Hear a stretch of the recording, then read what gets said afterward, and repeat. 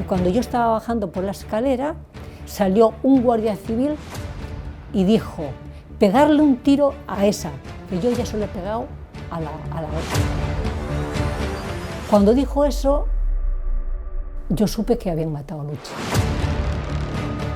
Lutxi eta Zuhaitza da pelikula bat, Lucia Urigoitiaren kasua kontatzen duena. Lucia Urigoitia 1987ko uztailaren 23an, Trintxerpen eraila izan zen. Oso gatazkatsua izan da, Luciaren memoria urte guzti hauetan. Eta guk dokumentala egiteko erabili genuen dendrokronologiaren elementu simbolikoa edo metaforikoa, Zuhaitzak ordezkatzen duelako memoria gordetzeko manera bat. Nork egin dezakeen memoria, noren kontakizuna den hegemonikoa, nondik eraikitzen diren errelato desberdinak.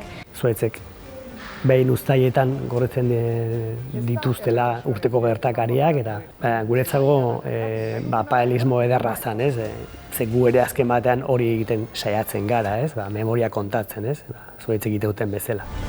Gu sentitu gendun, gure zutela ez gu epaitu, herriaren memoria epaitu.